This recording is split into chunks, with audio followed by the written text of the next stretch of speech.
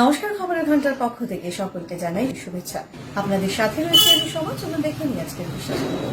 দুর্গাপুজো, কালীপুজো সবই শেষ, এবার সামনে ছট পুজো। শিলিগুড়ি চম্পাশাড়ির সমরনগরে গীতা দেবী ঘাট থেকে রমেশ শাহ জানাচ্ছেন ছট পুজোর আয়োজন সম্পর্কে। দূষণ ঠেকাতে তারা কতটা সচেতন তাও জানাচ্ছেন রমেশবাবু। मैं doctor Ramesh Shah, national chairman international human rights and anti crime organisation और प्रेसिडेंट हैं हम गीता देवी छठ पूजा घाट वेलफेयर सोसाइटी। नमस्कार, खबर घंटा के सभी दर्शकों को मेरा नमस्कार। अभी पर्व त्यौहार का समय है। अभी काली पूजा बीत गया है, आपका दुर्गा पूजा बीत गया, छठ पूजा आने वाले। तो आपको मैं ये बता दूं कि ये जो अभी समय चल रहा है, ये 2 साल से जो समय है पूरे देश पूरे दुनिया के लिए कष्टदायक है। और ये जो कोविड का जो समय है, इसमें पूरे दुनिया ने बहुत कुछ खो दिया, उसमें हमारे देश भी शामिल है। जो गरीब आदमी थे उनका तो कमर ही टूट गया। लेकिन जो त्यौहार हम लोग मनाते हैं, वो त्यौहार को तो मनाना ही पड़ता है और मनाते हैं लोग। आज से 3 साल 4 साल पहले जो दुर्गा पूजा में उत्सव देखने का मिलता था, वो उत्सव अभी नहीं है। उसी प्रकार से अभी छठ पूजा भी जो अभी आएगा, हम लोग पिछले साल भी छठ पूजा हम लोग किए और बहुत दुख से किए। और सिलीगुड़ी के तमाम लोग जो है और जगह के भी घर में किए, बहुत मुसीबत से वो लोग छठ पूजा किए। लेकिन इस बार जो अभी जो छठ पूजा आ रहा है, इसमें थोड़ा सा अब ये कोविड का जो थोड़ा सुधार हुआ है, लेकिन कोविड को लेकर के अभी लोग सचेतन भी नहीं है। अभी तो मास्क भी नहीं पहन रहे हैं। अभी दुर्गा पूजा हम लोग ने देखा है, दुर्गा पूजा में जो भीड़, उतना भीड़ तो नहीं था, लेकिन जो भी भीड़ था उसमें मास्क लोग नहीं पहन रहे थे। तो ये अभी भी हम लोग खतरे के घंटी में हैं। कोविड से बचना चाहिए। और छठ पूजा के मैं जो बात बता रहा हूँ कि अभी जो छठ पूजा आ रहा है, नदियों का हाल बहुत ख़राब है। एक तो आपका बारिश इस साल बहुत काफ़ी हुआ। ये अभी जो बारिश हो रही है, ये तो सीज़न भी नहीं है। अभी का सीज़न में जो है हम लोग नदी का साफ सफाई अभी से शुरू करते थे, जो कि बारिश के कारण अभी नदी में पानी बहुत ज़्यादा है। दूसरी बात, अगर नदी में इस बार लोग पूजा करेंगे छठ पूजा, तो बहुत समस्या आने वाला है। बताया कि छठ पूजा जो है पर्यावरण के रक्षा के लिए हम लोग का ये पूजा है। सूर्य उपासना हम लोग का, डूबते सूरज को भी हम लोग नमस्कार करते हैं, उगते सूरज का भी नमस्कार करते हैं। और ये फल फूल से पूजा होने वाली पूजा है, इसमें कोई डेकोरेशन होता नहीं है। हाल फिलहाल में कुछ लोग डेकोरेशन करते थे, पेंडल बनता था, फूल का माला चढ़ाता था, वो भी कोई खास ये नहीं है। उसमें हम लोग का कोई जूठा चीज़ हम लोग नहीं फेंकते हैं और कोई गंदगी हम लोग उस समय में फेंकते नहीं है। नदी पूर्ण रूप से 100% जो होता है परिष्कार और निर्जल एकदम विशुद्ध हो जाता है। और हम लोग का छठ पूजा सिलीगुड़ी में जो हम लोग करते हैं, तमाम लोग ये भी चाहते हैं कि महानंदा अच्छा हो। ये सिलीगुड़ी का लाइफलाइन है। महानंदा नदी हमारे सिलीगुड़ी के लिए गौरव है। हम बोल सकते कि हमारे पास में महानंदा है, लेकिन महानंदा ही नहीं रहेगा तो हम क्या बोलेंगे। ये सिर्फ जनता का ही जिम्मेवारी नहीं है महानंदा को बचाने के लिए। ये महानंदा को बचाने के लिए सरकार को आगे आना होगा, यहाँ का प्रशासन को आगे आना होगा। जिस प्रकार से एनजीटी का जो नियम है, ये नियम जब छठ पूजा में ही लागू हो रहा है, तो इसको पूरे साल लागू करना चाहिए।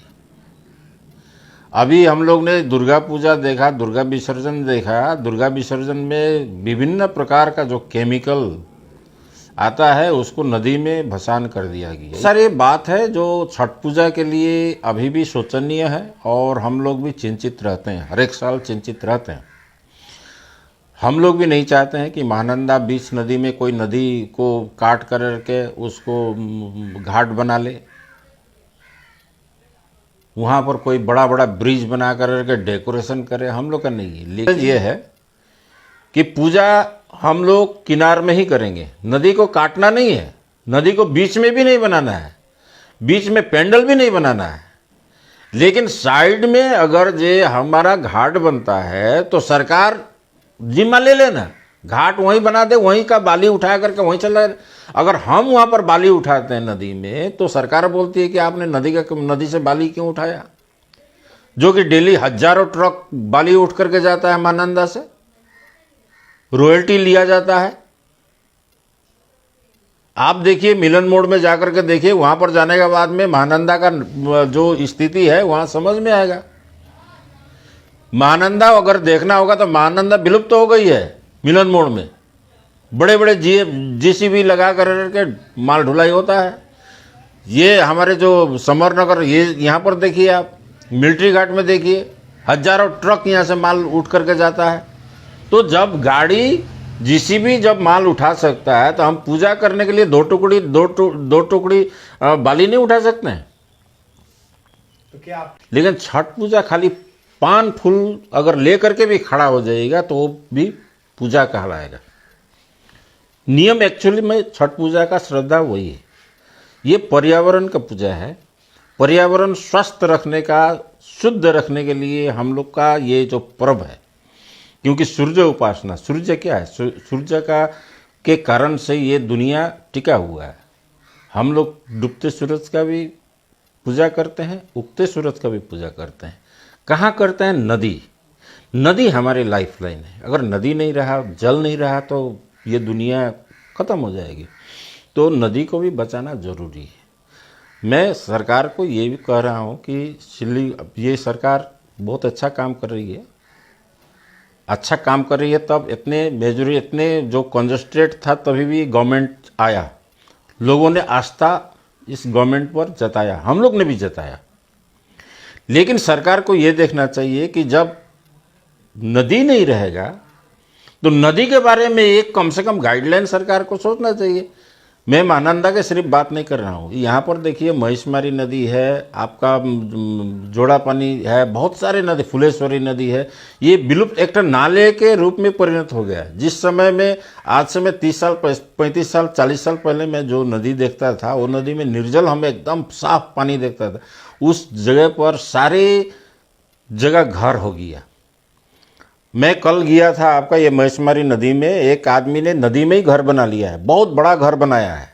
और वो घर जो है वो ये बारिश में उसका घर जो एकदम अभी टूटने का कगार पर। तो आप बताइए कि नदी को रोका जा रहा है तो ये पानी, नदी कहाँ जाएगा? नदी जाएगा कहाँ? नदी में आपका नर्सिंग होम के जो कपड़े, गंदे कपड़े हैं, उस पर धुलाई हो रहा है। आधा ढोने के लिए एक तो बहुत बड़ा गोडाउन बनाया गया है और नदी से कनेक्टेड है, वो आदि वहाँ पर धुलाई होता है। बाली का कटाई, बाली बजरी का कटाई, वो भी इलीगल रूप से वहाँ से उठा करके ले जाया जाता। मैंने तो ये जो आदि धुलाई होता है इसका डीएम साहिबा को उस समय में 3-4 साल पहले मैंने चिट्ठी भी किया था। छठ पूजा जो है, छठ पूजा आपका जो शाम को 1 घंटा का पूजा है, सुबह 1 घंटा, ये 2 घंटा का समय होता है। 1 घंटा पहला दिन होता है, दूसरा दिन जो होता है 1 घंटा होता है। नदी में जब सूरज उठ जाते हैं तो अर्घ हम लोग दे देते हैं। शाम का टाइम में भी सब सूरज डूबने के लिए होता है तो हम लोग अर्घ देते हैं। हमारे घाट जो है, माननीय जो तत्कालीन हमारे यहाँ का जो उत्तर बंग यूनियन मंत्री जो थे गौतम देव जी, उन्होंने अपने काफ़ी प्रयास करके इस घाट को बना दिया। और हमें खुशी है कि गौतम देव ने इतना बड़ा काम कर दिया, जो कि नॉर्थ बंगाल में वैसा घाट नहीं है।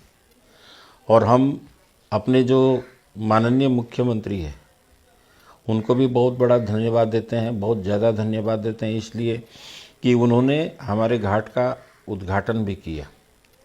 हमारे जो पूजा यहाँ पर होता है, हम सरकार का और प्रशासन का गाइडलाइन पूरा मान करके चलते हैं।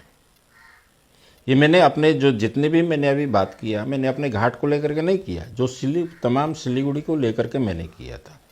लेकिन अब जब आपने हमारे जो घाट के जो बारे में बोला है, तो ये घाट में हम लोग कभी भी नदी को डिस्टर्ब नहीं किया। ये सालों साल से हम लोग करते आ रहे हैं, कम से कम 35 साल हो गया। 35 साल में हम लोग, हमारे जो कमेटी के वर्कर हैं, हम लोग खुद सफाई भी करते हैं। छठ पूजा खत्म होने के बाद में भी सफाई करते हैं, नदी को काटने नहीं देते हैं। घाट इतना सुंदर बना है। हम लोग ने तो ये भी कहा है कि इतना अच्छा घाट बना है, सरकार से एक और डिमांड हम लोग का था कि उसमें 3-4 ठो स्टेप अगर हम लोग का बना देता तो हम लोग का नदी में उतरने की ज़रूरत ही नहीं पड़ता। वो स्टेप में जो है, वो स्टेप में डाला रखता और नदी में खड़ा होकर के सूर्य भगवान को अर्घ देता और चला आता। ये हम लोग अभी भी सोचा है। और एक बार फिर मैं गौतम दा से मिलूंगा, मैं गौतम दा को ये लेकर के आऊँगा, इसको सारे कुछ समझाऊंगा। तो हमारे लिए यहाँ चिंता नहीं, हम लोग यहाँ पर मैसेज भी करते हैं कि महानंदा को जो है बचाना है, महानंदा को प्रदूषण मुक्त करना है। छठ पूजा में जितनी भी अनचाहे चीज़ जो है, जो डेकोरेशन में लगता है, अगर डेकोरेशन करता है तो अपने मर्जी की बात है, लेकिन उसको नदी में नहीं प्रवाह करना है। आप एक जगह रख दो, हमारे वर्कर जाएंगे, कारपोरेशन के लेबर जाएंगे या अपना लेबर जाएंगे, वो उठा करके उसको डस्टबिन में डालेंगे, लेकिन हम लोग नदी में डालने देते नहीं। ये पटाखा तो हम लोग के अलाउ नहीं है। देखिए, इसमें दुर्घटना होता है। मैं तमाम छठ पूजा जो कमेटी है, जो पूजा करते हैं, उन लोग को भी मैं यही कहूँगा कि पटाखा अगर कोई फोड़ना चाहता है तो एकदम हल्का जो पटाखा है, जो पब्लिक प्लेस से बहुत दूर में जा कर के फटाए, जो वहाँ पर कोई नहीं है। इससे बहुत बड़ा दुर्घटना घट सकता है। महिलाएं होती हैं, छोटे छोटे बच्चे होते हैं, अगर कोई आदमी पटाखा वहाँ पर फटाता है, अगर कोई किसी में आग लग गया, ये बहुत बड़ा दुर्घटना हो सकता है। तो ये प्रदूषण के लिए ठीक भी नहीं है। तो हम लोग तो यहाँ पर हम अलाउ करते नहीं हैं। और हम एक जिम्मेवार नागरिक होने के नाते हम सिलीगुड़ी के तमाम छठ पूजा कमेटी से ये आग्रह करना चाहते हैं कि जो पटाखा है, आप लोग डीजे ले जाइए, बहुत सारे चीज़ है बजाने का, आफ्टर डेक है, बहुत सारे चीज़ बजता भी है, लेकिन पटाखा अलाउ नहीं है। अगर पटाखा कोई किसी का इच्छा है करने का, तो पब्लिक प्लेस से दूर में हट करके वो फोड़ सकता है। ये मेरा दूसरा ये मुझे सभी जानते हैं। और international human rights and anti crime organisation का मैं नेशनल चेयरमैन हूँ और फाउंडर भी मैं हूँ। और ये ऑर्गेनाइजेशन एनजीओ अभी नहीं रहा, अभी ये सिविल सोसाइटी में चला गया है, यूनाइटेड नेशन से जुड़ा हुआ है। हमारा मूल मकसद है कि हम पीड़ित उपेक्षित लोगों का जितना भी मदद कर सके हम लोग कर रहे हैं। और एक काम और हम लोग कर रहे हैं, जो कि अदालत में करोड़ों मामले जो लंबित हैं, इसको भी किसी न किसी हद तक कम करने का प्रयास कर रहे हैं। वो इस प्रकार से करते हैं कि जो घरेलू उत्पीड़न होता है, जो छोटे छोटे केस होते हैं, जो किसी का गाइडलाइन नहीं मिलने से वो पुलिस प्रशासन में जाता है और पुलिस प्रशासन उसको मामले को अदालत में भेज देती है। लेकिन हमने बीड़ा उठाया है इसको हम अपना दफ्तर में बुला करके सेटलमेंट करना। हजारों केस हमने international human rights and anti crime organisation के तहत मैं अपने हेडक्वार्टर में मैं कर चुका हूँ। और मैं आए दिन 2-3 केस सोल्व करता हूँ। और हमारी जो डायरेक्शन है, अभी 26 स्टेट में हमारे ऑर्गेनाइजेशन चल रहा है। और 26 स्टेट का जो प्रेसिडेंट है, उनको भी यही दिशा निर्देश दिया गया है कि आप जितना भी आप केस म्यूचुअल कर सको, सोल्व कर सको, उपेक्षित और लाचार लोगों का, जो पीड़ित है उनका सेवा करो, वो कर रहे हैं। हमारे वेबसाइट में आप देख सकते हैं हमने कितने काम किए हैं। कैसे कांटेक्ट करेगा लोग आपके साथ? कोई फोन नंबर कोई? देखिए, मेरा फ़ोन नंबर वेबसाइट में जारी है। फेसबुक पेज है international human rights and anti crime organisation. इस पेज में जाने के बाद में सारा डिटेल्स वहाँ से मिल जाएगा। www.ihraco.org ये हमारे वेबसाइट का लिंक है। इसमें जाने के बाद सारा डिटेल्स आपका यूट्यूब से लेकर के फेसबुक पे सारा चीज़ मिल जाएगा। हमारे वर्क जो है, हमने जितने काम किए वो सारे चीज़ वहाँ पर उपलब्ध है।